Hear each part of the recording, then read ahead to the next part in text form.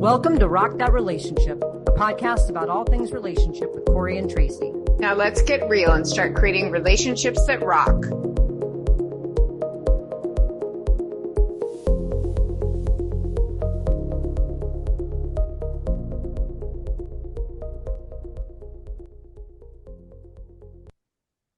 Welcome back to another episode of Rock That Relationship. We are talking about friendships this season, which is a cool topic because it's something we veered from in terms of talking about mostly romantic relationships up until this point. So this is kind of cool for us to talk about how some of the same principles relate to friendships. So today we're actually going to be talking about managing relationship dynamics, particularly around things related to conflict or when you feel left out, or maybe you're jealous of a friend. Some things that have to do with just how do you manage that? How can you prevent it? And, you know, how can you thrive in your friendships that you have? So, Tracy, what are your thoughts as we enter into this topic today? But I hope you have a lot of wisdom in this matter, since you're a leadership expert. I'm going to just defer to you. Is that because you have a lot of conflict that you haven't been able to resolve and you have nothing to add, or like? No, I don't do conflict anymore. I used to do conflict when I was younger. Like I really would just have a lot of conflict around things. It was mostly issues, things that I felt very strongly about with people. So it would interfere with friendships. And now I don't really do that anymore. And also, again, I don't do group dynamics. I don't do stuff like that. When you say group dynamics, what do you mean? Like I don't really like groups of friends. I don't like that. Yeah. Well, my friends don't really know. Yeah, we were in one. And how did that go? Well, I mean, we're not really in that group anymore. Exactly. And the drama was something I wasn't interested in. And it always seemed to be drama. It always seemed to be this person didn't like that person. This person was icing this person out. This person was doing that. And I cannot. Yeah. I can't do it. Not interested. Okay. Not worth my time. Yeah. Frankly. No, I agree with you. Drama in general is too much. I'm just like, I want to walk away from it. I have no interest in it. I don't want to. And I know there are people out there, like friends, that actually create drama on purpose by attention seeking to themselves, or it's like every time there's drama, you look around and it's like the same person or people. And you're like, okay, well, what's the common denominator here? And I don't have any interest in that. So I've sort of been, honing my friendship group to people that are drama free as best as they can be, or at least people who don't want drama, that aren't creating it on purpose. Well, we were just watching a bit of The Secret Lives of Mormon Wives, which I was watching like a year ago. And then I had to turn it off because it was making me ill. And then the same now, I've only managed 1.5 episodes where I'm just like, okay, I know this isn't manufactured because these people are having this drama play out in real life. And it's like, why would you want to be part of that? Is it to be part of like the cool girl club? Or, I don't know if you're aware of these Mormons they don't act anything like Mormons. They have a lot of plastic surgery. They swear a lot. They're sleeping with people. They're drinking a lot of crap, including caffeine. They're doing all this stuff. And they're just constantly at each other. Well, people like that. They like they like to sometimes participate in it, but gosh, does the public love to watch it. We love drama. Well, you and TV, I watch dating reality shows, which are not really real. And then we watch, there's like the Real Housewives that are far from real. I mean, all of that stuff, Well, that's what I'm saying. Like, who would want to participate in that? What is the worth? So in this latest episode, this latest season, one of them admits that she basically had a full-on breakdown. And it was the pressure of all this stuff that they're doing. And then this like constant pitting of one against the other. I can't even stand. I do like Love is Blind. I like the dynamics. I like to see what happens with these people who, agree to date, who have never met each other before. But like, this is like a group of friends who started out as a group of friends. And again, if you look at them from season 1 to now, it's clearly taking its toll. And I feel like they can't see that because they're so wrapped up in it, Mm-hmm. It just seems ick. It would exhaust me. I would never engage. I just don't get it. I do not get it. I don't know if it's for the fame and the fortune, to be on the show. But like, how could you ever relax? How could you ever be a relaxed person with it's like constant backstabbing or trying to Hmm. get the tea on people. And it's like, God, ugh, I know it is, ick. but it's not even limited to just TV, although it is, and we like to watch, like we as a society like to watch it, but it's in real life. I mean, you talk about like movies that we talk about, like Mean Girls. There's always been the group of Mean Girls in school and the cliques and the all of that, and it's performative in some ways and it's cult-like in other ways. Yeah. And we, there's a natural human tendency to crave belonging. And so when we have these opportunities to be a part of a group, it satisfies our sense of belonging. But the reality is that a lot of those groups end up making certain people feel like they don't belong as a way of making others feel like they do. And so it's kind of a double-edged sword in that sense. Yeah. You I get, mean, I think I was talking about that in the car on the way to school this morning, cults, right? Like the hmm Kool-Aid, drink the Kool-Aid thing. And that people are, I think, largely drawn to feeling that they need to be included in some group. And I moved 18 times before I was 20, so maybe I just don't care. I don't care. I never was anywhere long enough that it mattered to me, yeah. you But if know? you are, I mean, the flip side of that is if you grew up in a small town and you're there your whole life, if you don't feel like you found your people, that can be very isolating and very lonely. You don't get a restart or, you're just by yourself. Yeah, I guess you have to learn how to be by yourself and then to find quality friendships. Because I even saw as an adult a group of like, oh, let's get together and drink wine kind of ladies ice out one of their group people, and they admitted it like years later, Hmm. all of them independently. And I'm like, I can't, so immature, so gross. And they all lived in the same neighborhood. Right. Like, oh my God, how old are you, people? See that happen all the time. Well, like if you've ever read Mel Robbins and the Let Them Theory, she talks about how like one of the very first things that happened with her was I think it was seeing a social media post of a bunch of her friends going on a vacation with never mentioned it to her. And then they post about it. And it's like, gosh, you can't invite everyone. I get that. But Right. it does, especially in an age of social media where you can feel really left out by seeing all these people do something that you're not invited to. That can feel really kind of Yeah, or awful. you've been invited and then people stop inviting you. And that's what happened with that group that I was in. And then you kept telling me about it. And it was simply a matter of like, because the group had fractured, it was like certain people were getting messages and certain weren't. And then that's when I just didn't. I just am not. It caused me stress. I didn't like it. I was done. Do you remember? I'm like, Oh, I I don't remember. care. You Yes, know? because we got into a big tiff about it because Yeah. I was like, I don't know what you want me to do. If I don't tell you that I got invited to something, then you feel like I'm withholding it. But if I do tell you and find out that you weren't invited, then I was getting kind of the But the wrath. truth was, I wasn't invited. I wasn't not, I don't know how to say that double negative. I wasn't not invited. It's that the text threads had gotten so fractured because then I just went straight to the source and said, oh, can I come to this party? And they're like, yeah, of course.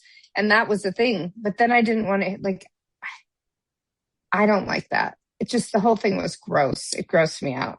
Yeah. I did not want to be a part of it at all.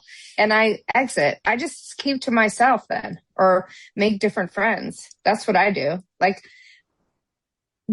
I'm not going to be around people who are going to make me feel bad. But I think a lot of people do. I mean, that's the basis of every teen movie, right? Right, right. But even adults, my gosh, again, the groups, the girls' getaway weekend, and and it's like, well, who got Or invited and who the didn't? fancy moms at the school looking Yeah, down on the other moms. And, then the whole moral of the story is don't look down on that lady in her junky car. Like there's a reason, there's the backstory, and then they become friends. But like, I do think that's human nature, but it's also just like, it is gross. Movie, that show, Secret Life of Mormon Wives, because now the husbands have a group too. Ugh, it's just, or mm, they're not, I don't even know if they're husbands or just fathers. They call themselves dad talk because mom talk. And I'm right. like, who is watching this? You, Who you. cares? Yeah, well, that's what I said. We're feeding into this. We're paying for their nice house by we're one more viewer, right? Right. But I'm watching it in disgust, and then like I'm not going to go out and try and be like them, No. But I mean, so you think about it, like there's a lot of friendship groups that end up being full of drama and backstabbing and, gossips and leaving people out and all those things. But then on the flip side, groups of friends can be really nice if it's a functional, supportive, respectful group of friends. If you have, say there's 4 of you that live in the neighborhood and you get together on Tuesday nights and, have lemonade on the front porch and you've been doing it for years and it's just like a nice little ritual, and that can be lovely and supportive. It's that when it gets to be filled with drama is when it's, that becomes it's time to problematic. go. Yeah. Yeah.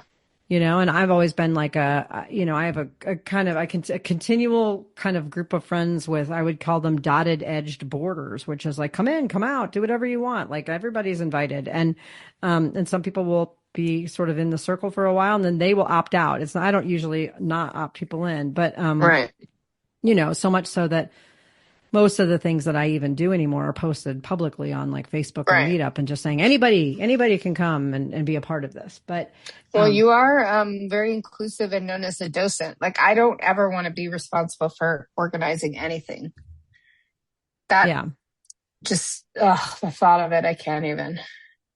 I can't even. Yeah. But I mean, I like that because if I don't bring people together, sometimes nobody will, Yeah.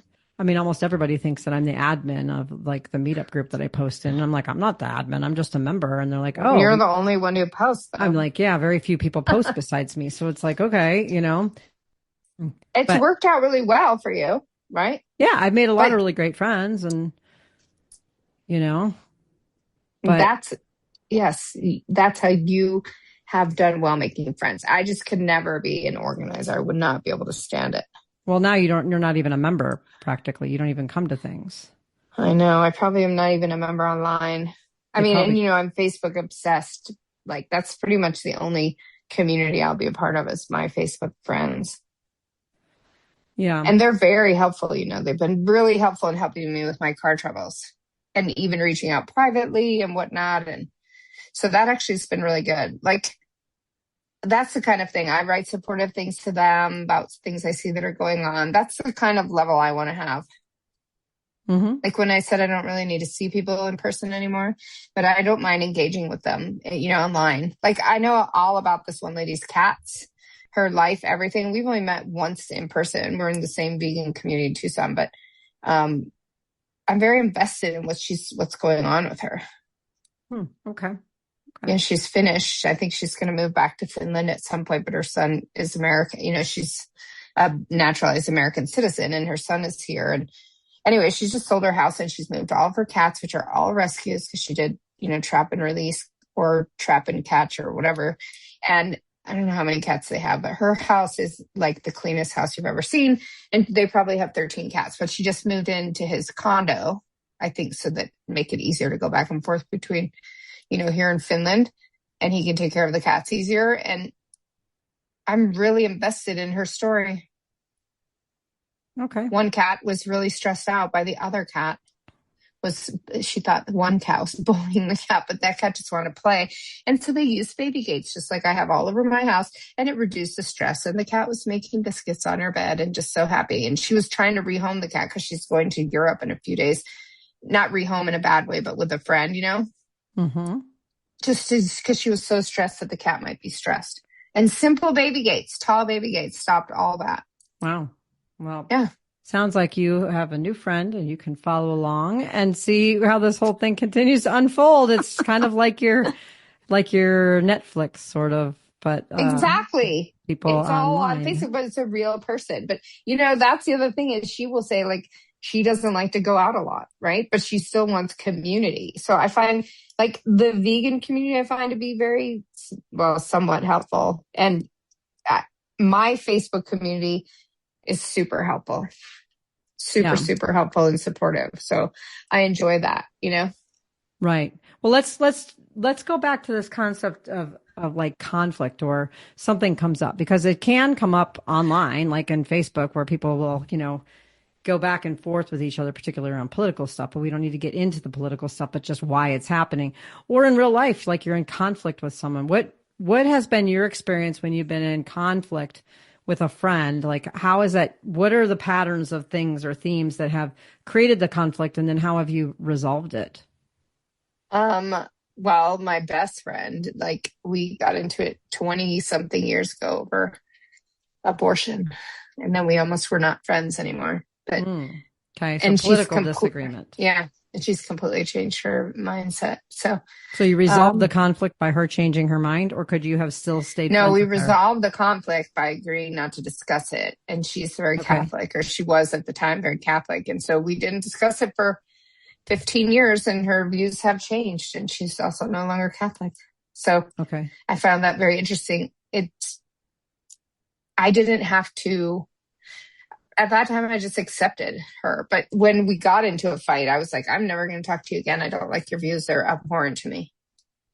And she's like, we're always going to be friends. And I'm like, your views are gross. And then we stayed friends because I was like, oh, she's a real hanger-oner. And then I just let it go. I was like, okay, well, her view is this because, these are her values. And I just let it go. But I don't make friends knowing that have different of opinions, Right. Okay. So some prevention on the front end to reduce the conflict. Now, yeah. But what about other things that don't have to do with like a values clash, like conflict of something else? Like how have you worked through those? Have I had conflict? I mean, people think I'm annoying, right? Like they think I'm too pushy or opinionated or whatever. So I let them work that out if they want to talk to me. Okay. They sometimes say rude things. I mean, a couple of my very close friends were quite critical, and two of them I had to talk to and say, stop being so critical. One I'm not even talking to now because of that, Too critical and dynamics I didn't like. Okay. So some I've just, no, I'm not going to do this. Or, hey, would you not do this? It's really upsetting to me. Okay. And if you say it just like we've talked about with relationships, and so many things, like, are you willing to listen to me, or can you hear what I have to say? Okay. So your strategies are really either agree to disagree, you talk to them about the situation, or in some cases you just aren't friends with them anymore. You just kind of let it go. That pretty much covers all of the bases, right? Yeah. I mean, that's what I feel like you've done the same thing. Yeah, I'm kind of along the same lines as well. I used to be more of a fourth category, which is called hope it goes away, whatever the conflict is. And that's a horrible strategy, right? Like you're in conflict and you just sort of hope that whatever it is just sort of resolves itself. And I'll tell you, the whole being zen and go with the flow and all that stuff, it doesn't work real well with conflict resolution, because if you don't address something, it will come back. So, hope is not really a strategy for conflict. Is it hope or is it avoidance of the issue? Like, are you avoiding the issue? Like, if they were to come talk to you, would you be avoidant, or are you just? Well, if they came and talked to me, I would talk to them. But say something came up and somebody did something or said something that hurt me, and I feel weird around them. Do I let it go, or do I just I hope that they don't say something like this again? I hope that was a one-time thing. So it's kind of a little bit more of hope. I don't avoid it. It's just sometimes I think is this a big enough deal to bring up? And then maybe I'll just hope that they don't do it again. And they always do whatever it is again. It never goes away. Or they don't, but I can't let it go. And then I'm act weird. So, I don't do that as much anymore. I either really truly let something go, or I say something, because I don't want to, or if it's just so much and it's too much, I've walked away. And I don't typically walk away from friendships, but I've walked away from a bunch of them in the last year just because some of it wasn't even worth talking to. It was like, I'm not going to talk. I don't even want this. I don't want this. Well, you had tried in some situations. Yeah. And it's when the other person can't hear you.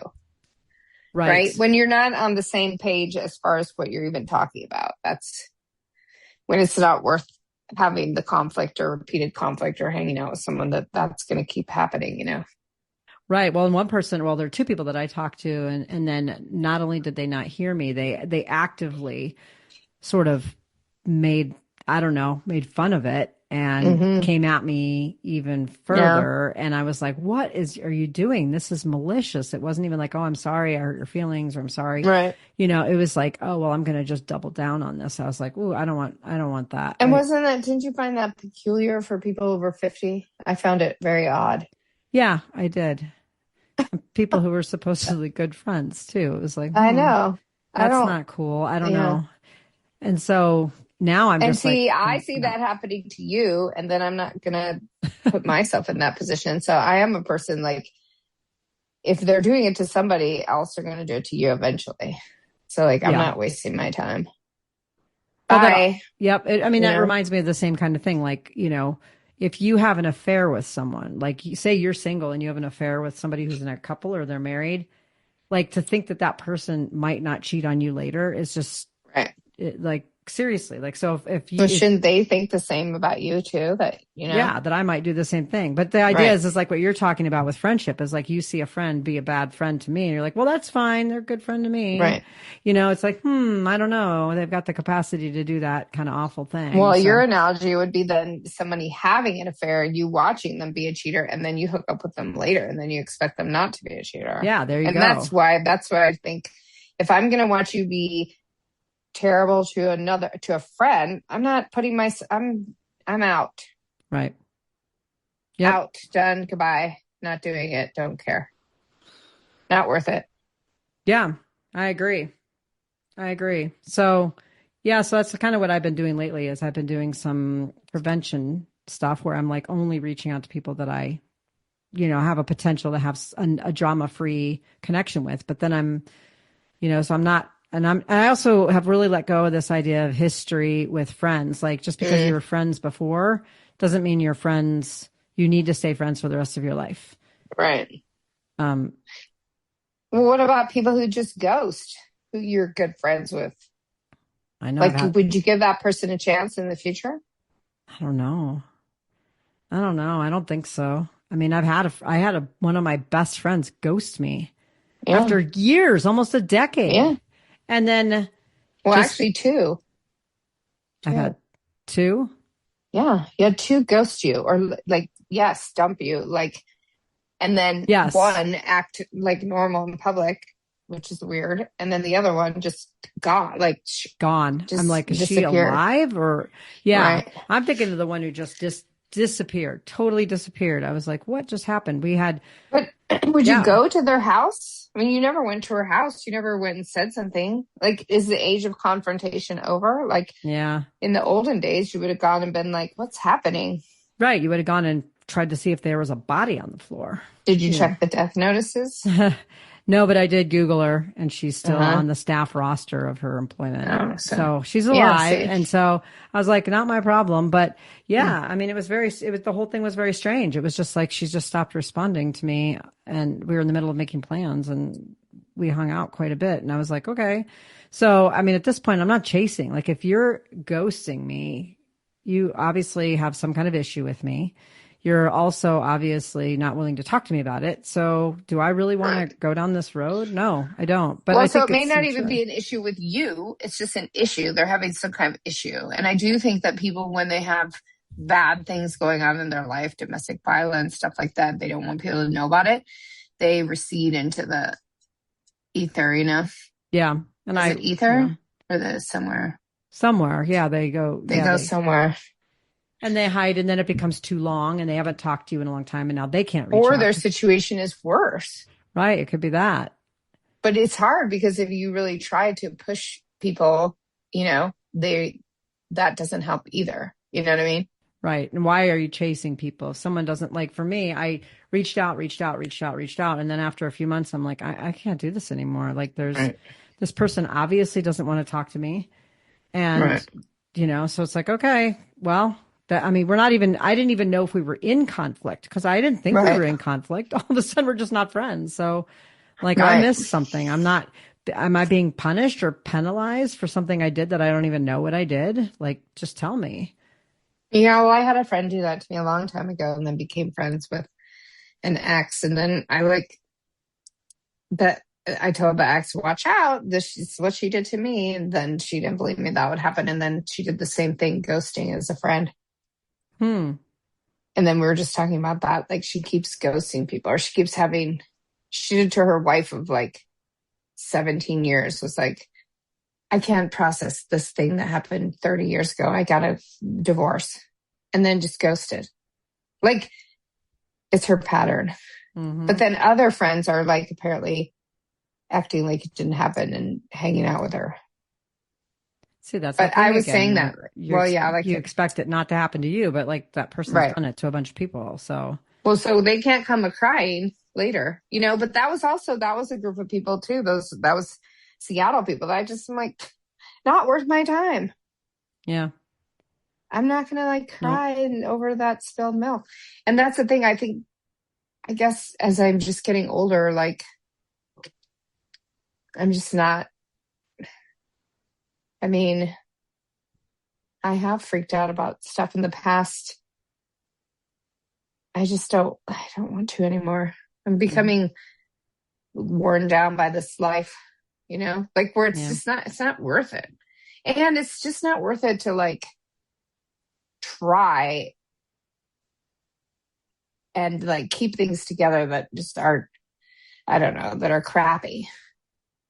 yeah. Well, that's what I'm saying. Like holding on to things just because you feel compelled to, or you feel responsible for, or like again, you have a history, and it's like you're just grabbing onto this. It's like, don't you remember when 2 years ago we used to all go to lunch together, and then half the people hate each other now, and it's like, come on, everybody, let's go to lunch. We used to do this. It was so great, and it's like things change, and that's the problem or the difficulty with groups is that one person changes even a little bit, the whole group sort of calibrates, right?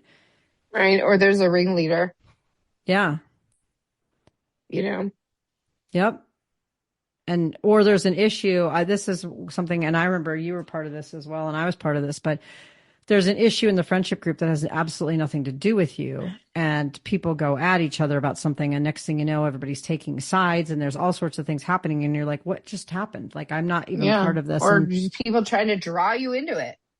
right. And I was like, I don't know what's happening here. I don't, and so that's difficult. And so now, I mean, I'm sure our listeners are like, yeah, I know friend groups suck, but no, that's not like what I'm saying. Friend groups are great, but you do have to Right. have some prevention on the front end, and you do have to, figure out, is it worth working through conflict, or is it worth just saying like, I'm walking away from this, or I'm going to do something different because it's not Right. healthy, you know? Well, it worked for me to just walk away, Yeah. I mean, I've ended up not with be different involved. friends, I mean, Right. I have some of the same friends, but just, kind of pulling people in and out, and I, I'll host group things, and, but I don't want to be any part of the drama. It was interesting. I posted a meetup.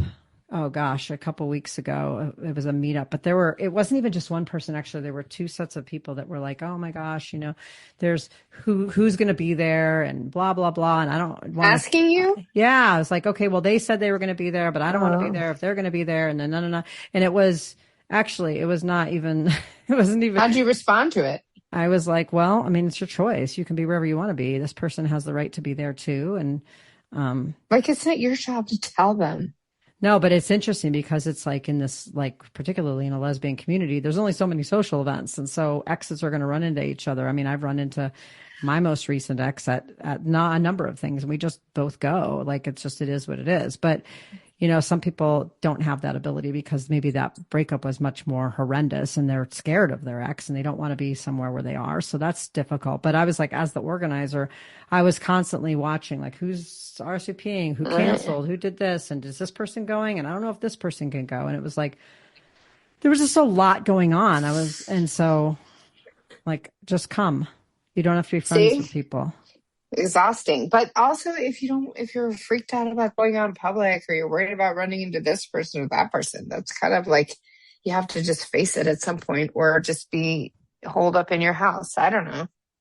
Yeah. I mean, Or it's just hard. decide you're not going to go. I would never like send a message to an organizer and be like, well, is this person going to be there? Because I'm not going to come if they are.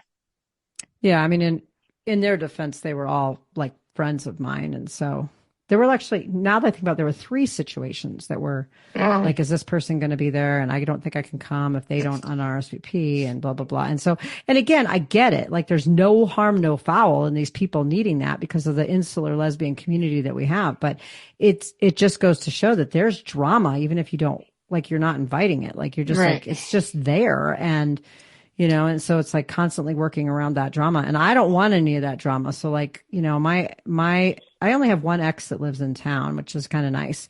And we have relatively different interests. So we run into each other at some things, but not a lot. And we don't run with the same people. So it kind of worked out well. But I think about those couples that break up and they both have like a lot of the same friends and they're in the same groups. And next thing you know, who's the group aligning with? And there's a lot. Right. You add that layer on. Well, and friends who are no longer friends, same situation. Yes, exactly. Yes. And that's been a situation, I've experienced, other people have experienced too, where they've had a friendship fallout and they're like, oh.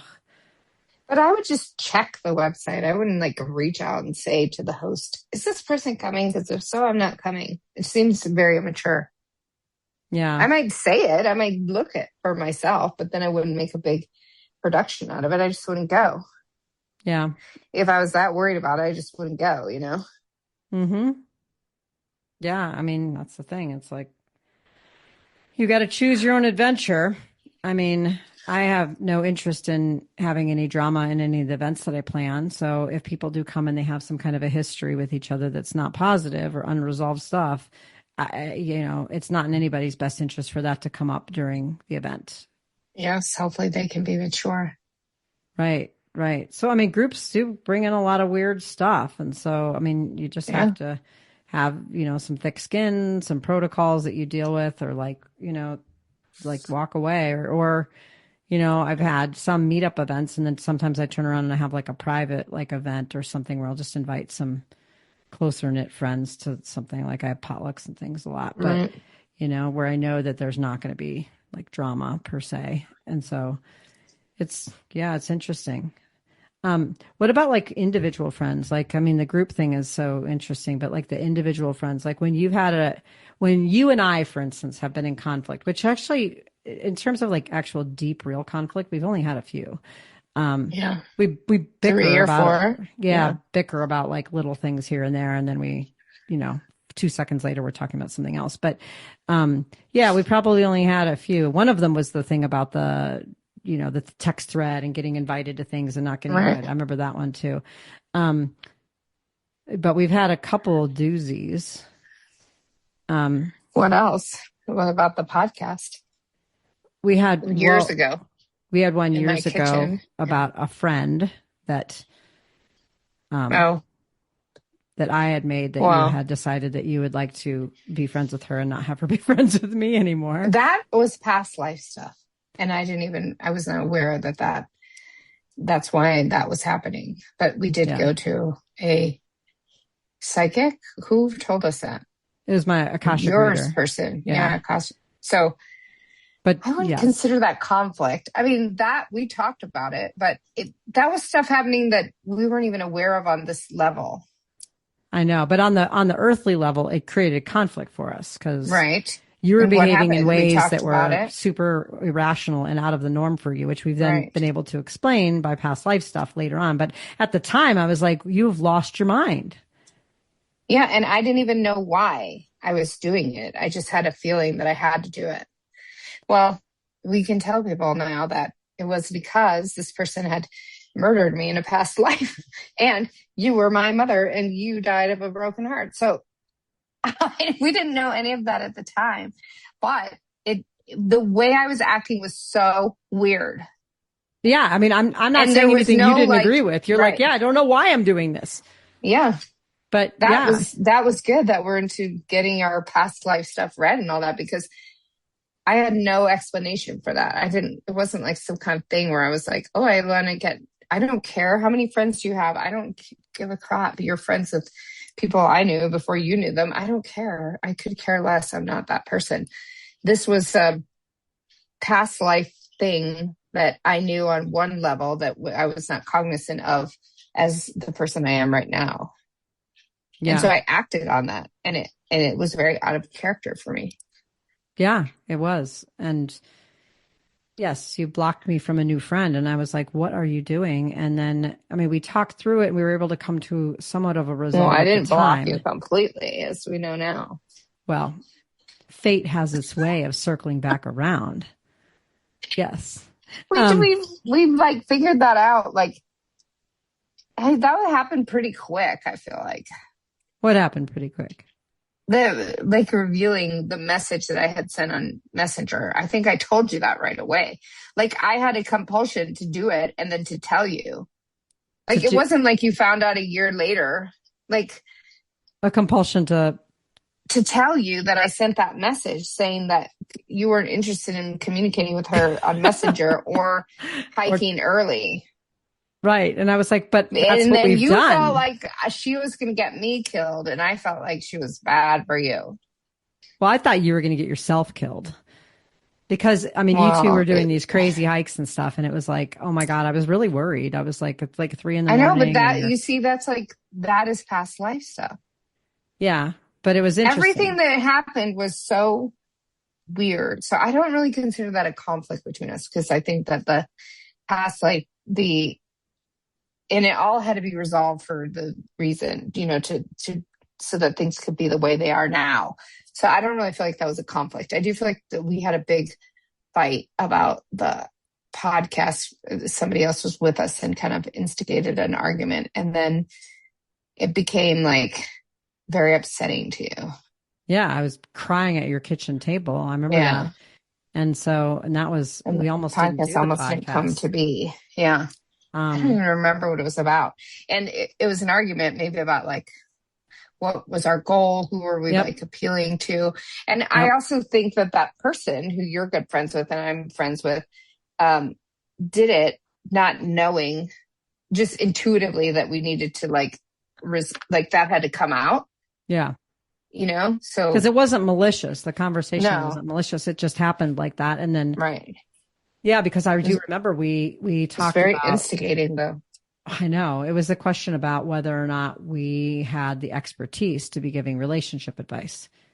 And who were we appealing to, I thought, or something like that. And like, who were we appealing to? Because if we were appealing to just everyday people talking about us and our everyday experiences, that would be okay. But if we came off like we were experts or something and we were appealing to like a broader audience of the self-help community, then that wasn't going to work. And we'd feel like kind of, I don't know, maybe misleading, although here we are. And we both are in many ways relationship experts. We're both like coaches in relationships. I'm a PhD professor who teaches emotional intelligence. You're, a former family law attorney. We're not like so disconnected from this content, but we were underestimating ourselves then and stuff. But I do remember that. And it was a big conflict. And, a lot of times we just have to talk it out. Right. And we do. And we usually find that we have common ground somewhere, or that there was like an intention that was sort of misrepresented or whatever. And,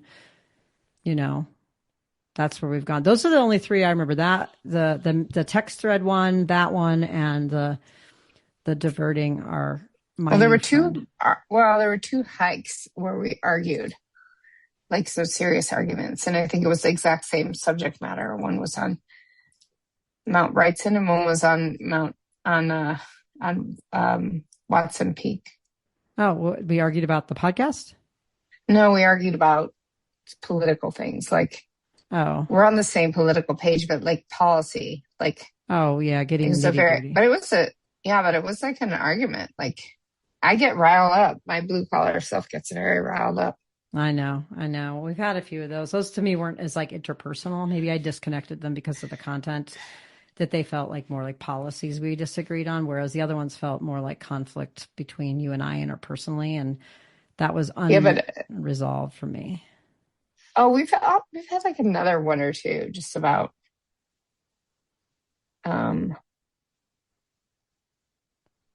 probably like no, maybe conflict. I mean, a bunch of stuff that we talk about could be considered conflict. But we resolve it well, I think, or we talk about it. We talk about it. We talk through it. I think a lot of other people would be too uncomfortable to have the conversations that we have. Yes. Don't you? Yeah, I do. And I think, we're both really honest with each other, and the one thing at the end of the day is we both really look out for each other's best interests. And so Yeah. I feel like that's a real key to conflict management is if you really care about the other person and the other person's experience and you're not coming at it from like a win-lose orientation, then you can probably resolve the conflict. So a lot of times it's just trying to figure out what's the best path forward so we both can feel like, we're heard and we're resolved. And I think that's been key to moving forward because like that first conflict we talked about where you were sort of diverting one of my new friends away from me, you didn't know quite so much at the time, but a little bit was that you felt like you were doing it out of my best interests. Right. And well, that, there's a lot more to it than that.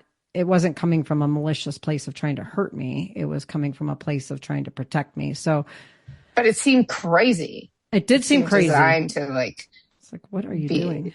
Yeah. I never get to hang out with my new friend because you stole her and now you're hiking in the middle of the night. And and so. Well, then you thought I was going to die. I did. I was worried you were going to fall off a mountain.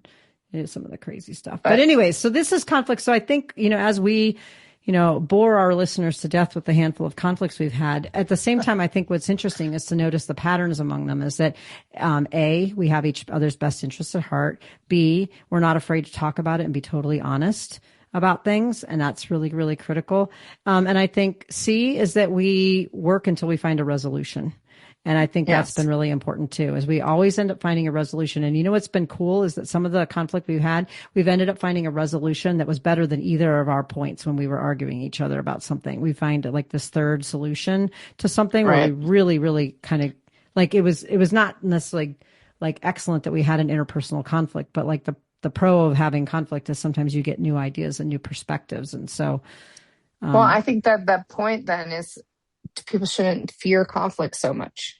Like, I don't fear conflict. Do you? No, because when you have like people just being mean to each other, like we talked about in the group stuff, I don't like that. But the conflict where you have a disagreement on an opinion or a disagreement on something and you talk through it, you usually learn about yourself and the other person. And then you can many times come to a resolve that's better than the one you had before.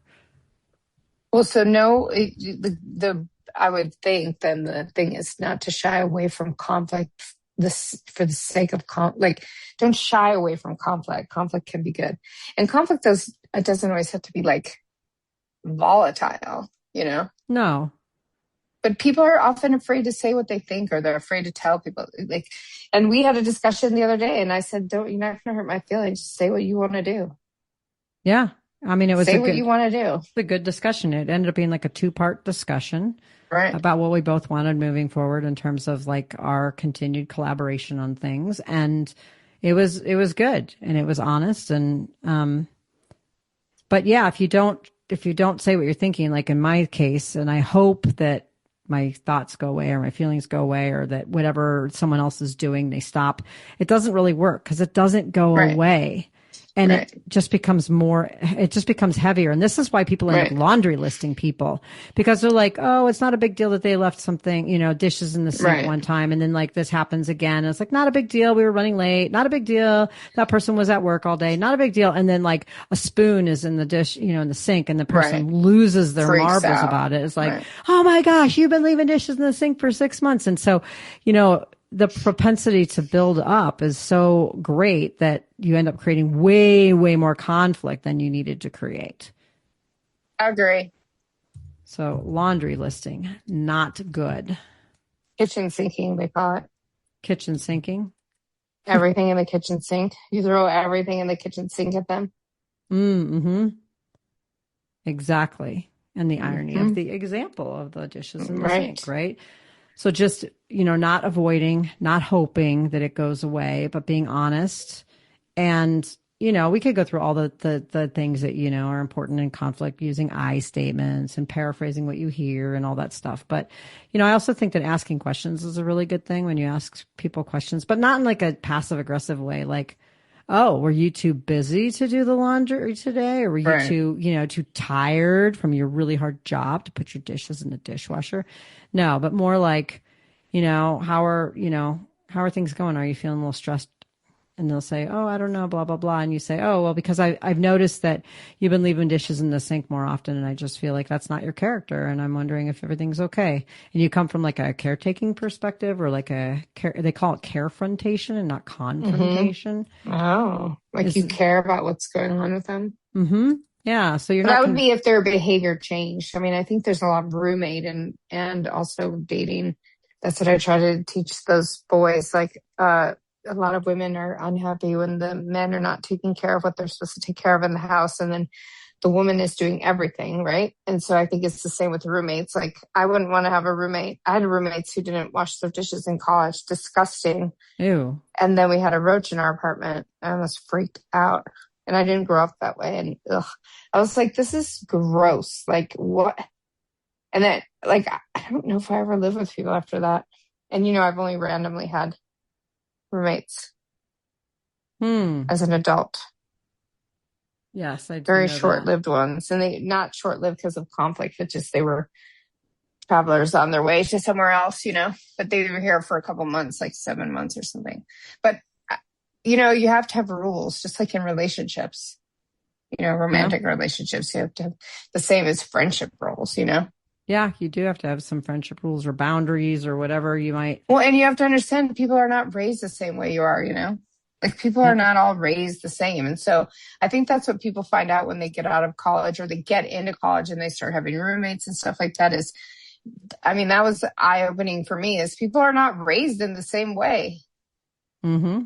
So they're not going to do things the way you do it, Right. And they're not going to have the same beliefs and values and experiences and perspectives. And yeah, but if you're going to live with them, you have to train them your way.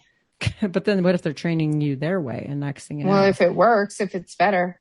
Yeah. I mean, you take the best of, right? Like the greatest hits moments of living together as roommates, or even like road tripping with a friend. I think about that. Like that is just prone for conflict, right? You're stuck in like a car with someone for an extended period of time. You have no break from them. One person's probably doing most of the driving. Then you get to wherever you're going and you likely, if you road trip like most people, not like you, but most people, you're sharing a room. You have no privacy. Mm-hmm. You're sort of like inundated with this person 24/7. And it's hard. We did road trip a year ago, to Los Angeles. That was 7.5 hours or plus driving. And we did have conflict actually because you expected me to be off my phone and I did not expect me to be off my phone. We did do some work while we were in the car, and we did share a room, by the way, at a hostel in Los Angeles. Yes. Which I thought it was cute.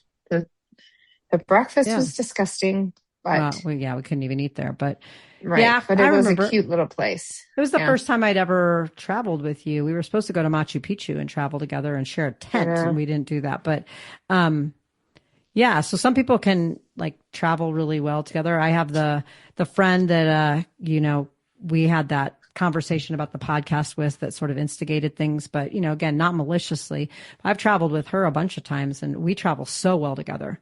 Like I don't ever get overwhelmed with hanging out with her all the time. I roomed with her, but we also are really good because we've established some rules about like when we get up, we got up at different times. We did things at different times, but we agreed to like meet for breakfast at a certain time. And so I could get up and take my walk and she went up and would get up and do other things. And so we set those, not really rules, but like just kind of how we were going to interact with each other. And it worked out really, really well because it wasn't like one friend was like, I was expecting to spend the whole time with you. And the other one was like, oh, I need my space. It was like, we just floated. Oh, but that's happened to you before.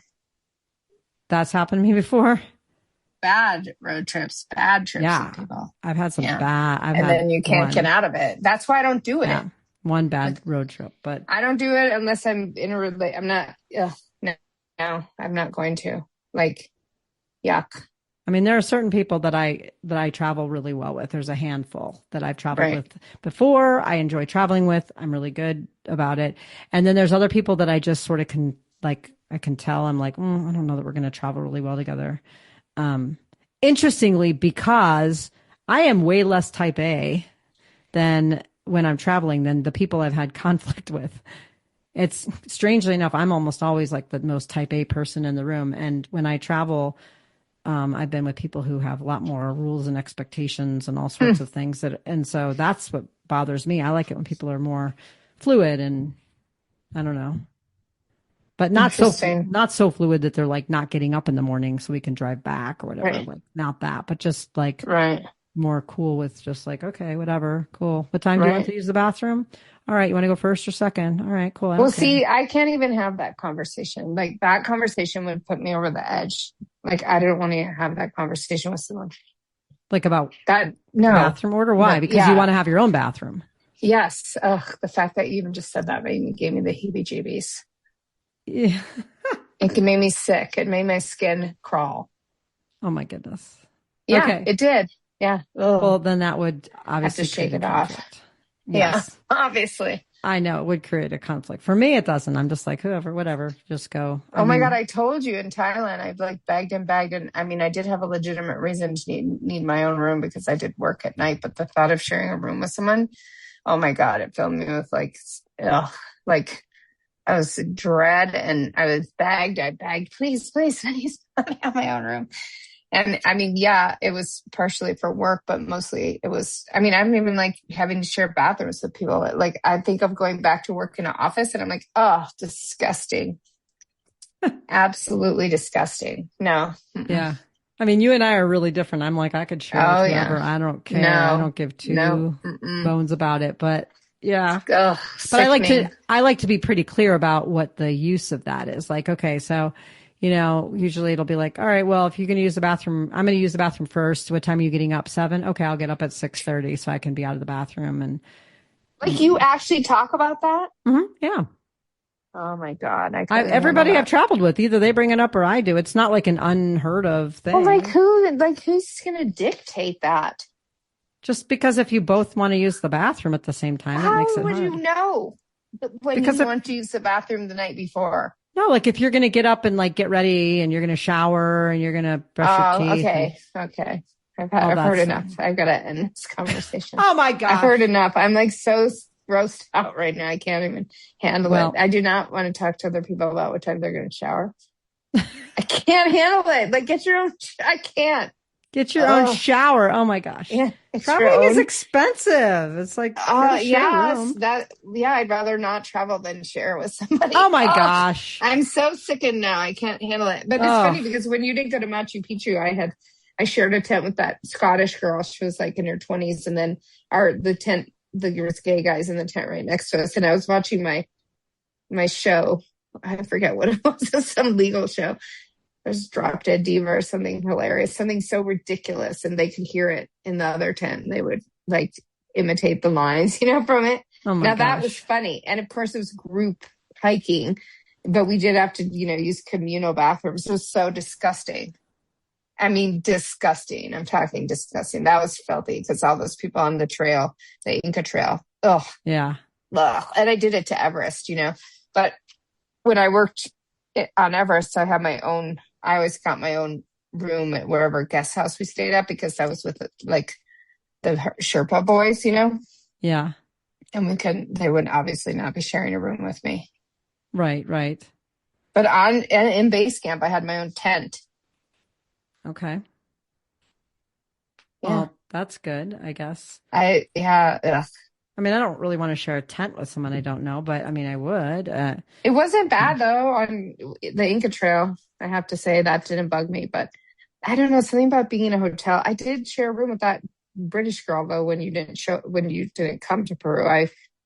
She and I were in separate rooms, and then we decided to share a room because it was a guest house. But I did have communal bathrooms, and I'm never doing that again unless I'm in a concentration camp. Like, I'm not doing that again. No. Ugh. At least at the Elephant Nature Park, I get my own bathroom in my own room. Wow. Yeah. I'll pay extra. Okay. Like, we can hang out together during the day or sit by the river and go to eat together. But, get out of my room. Gross. I can't even talk about it. I'm so sickened right now. You're so funny. You keep saying you don't want to talk about it, and then you keep talking about it. Because it's like it's like a nightmarish situation. Yes.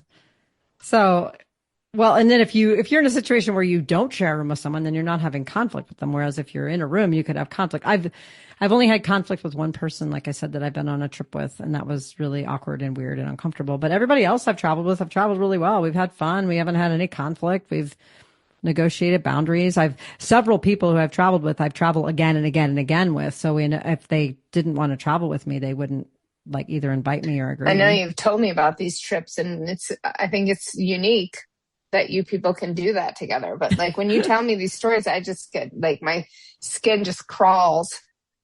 Yeah. And remember that time we went to the Grand Canyon and I was like, I'm sleeping in my car, but then I slept in the room and you guys were mad at me of both ends that I had the one bed. You and the other friend were in the one bed, and then I had my bed. And then when we got to the other side of which that lodge has since burned down, unfortunately, and so sadly. What was it? The Northern Lodge or whatever? It was the North Rim Lodge. Yeah. Yeah. But we were in a cabin. Okay. Yeah. And you guys got the bunk beds and you were mad at me, but I didn't even know that was I mean, that's how it would have, I would have been happy to take one of the bunk beds, but you guys were so chummy. No, you had gotten there an hour and a half before we did. And you had already climbed into that bed and taken like a nap and already claimed that. And it was a separate room and it was a queen bed. And you left our 6-foot tall friend and me with a knee injury with the bunk beds while you laid in the room by yourself. No, I also got there early enough to get our shower fixed. Well, I appreciate you guys that. arrived and the shower was fixed. Because had I not arrived, our shower wouldn't have been fixed. Well, and we made a beautiful dinner, even though the food was awful, in that beautiful lodge. Yes, we did. All those things are excellent. And you took the queen bed before we got there, just so we're clear. Well, okay, if you guys had said, we'll take the queen bed, I mean, I would have gladly taken the top bunk. I didn't really care. I couldn't even walk. I could not even walk. You walked 20-some miles the next day. I know, but I was in so much pain. You remember me dragging my leg behind me? If for listeners who are curious about that whole story, it's in one of the last chapters of The Soulmate Strategy, my book, where I talk about how painful my leg was. And actually, I do describe the situation where, where I was relegated to the bunk bed and Tracy got to spread out on the queen. Get that book. Get the book just for that chapter, just so you can see what really happened. I've never shared any bed with someone. No way. We have to share a bed. It was just, we should have drawn straws or something. Yes, that's what we should have done. And someone could have laid in the bed. If I had laid on it or napped on it, I was clean because I'd taken a shower. Yeah, but I mean, all your stuff was spread out all over that room. It was like you had peed on your fire hydrant there. So we weren't about to take that room. Well, that's the perception. All right. Well. Yeah. Well, now we know, and we're probably never going to do that hike again together, the three of us. So we'll just chalk that up as a certainly not to the Northern Lodge. It doesn't exist. It's not there anymore. So we won't do tragedy. Yeah. So okay. So the bottom line is the way that you not avoid in a bad way, but just prevent conflict is that you don't put yourself in situations like groups or rooming with people or road tripping with people, because those are places where conflict can occur. You don't even put yourself in those situations. But then when you are in a situation of conflict, you can agree to disagree, talk it out, or sometimes just walk away from the person and say, I'm done with this. Okay. Yep. And for me, I put myself in all sorts of group situations and all sorts of cohabitating and traveling situations with other people. I don't typically have a lot of conflict with my friends. It's mostly like what you're talking about is when I'm in a group and the group dynamic changes. And it's usually I'm not even usually part of it. It's usually something that happens around me and then all of a sudden things implode. I've had a few conflicts with friends and, those friendships weren't really healthy and they've ended up being, terminated. And we'll talk about that in another episode. But I don't typically have a lot of conflicts with my friends. But I'm in a different, I'm constantly around people and I love having people in my home and all things different than you. But I'm not afraid of talking about conflict either. And I'm also now not afraid of walking away from things that don't serve me. Good. See, evolution. Boom. Exactly. So, well, our listeners, I have no idea what you got out of this episode. Absolutely none. But you did get to hear about a laundry list of the what turned into probably 7 conflicts that Tracy and I have had over the years about how she absolutely will not ever share a bathroom with someone because it is the most disgusting, horrible thing that you can do. And it's not even sharing the bathroom. It's not that one person can use the bathroom at one time and then another person can use it. It's that like you're in a room where there's a bathroom in there, like, and you I know. Gross. It is too much. But for me, how I'm fine with like those kind of things. I don't care. I negotiate all that kind of stuff. I don't really have conflict around it. So we've covered a lot of ground. But at the end of the day, I think what's really important to take away from this conflict thing is that conflict happens. You can try to get yourself in situations where it's less likely to happen if you feel like that's a better route to do. But it's going to ultimately happen, whether it's in a group or with one other friend. And you have to decide how you're going to handle it, right? And avoiding it or doing what I did was hoping that it would go away is not really a good strategy. It's, talking through it or if it's really, really bad and it's totally unhealthy and talking isn't going to do anything or you don't want to preserve the friendship, then walk away and be done. Right. Really. And if there's no repair, right? If people aren't willing to repair. Exactly. Yeah. And you have to decide how many chances are you going to give someone, right? Like if you have the same conflict, it keeps, rearing its head 10 times over. It's like, you know what? I'm not interested in this. Yeah. So, all right. Well, thank you for an engaging, enlightening conversation. And to all of our listeners out there, until our next episode, go out there and rock those relationships. If you liked what you heard, check out our show notes for resources from today's episode. Make sure to follow us on Facebook and Instagram under Rock That Relationship and go to our website at rockthatrelationship.com for updated episodes and more great information. Thanks for listening. Now go rock those relationships.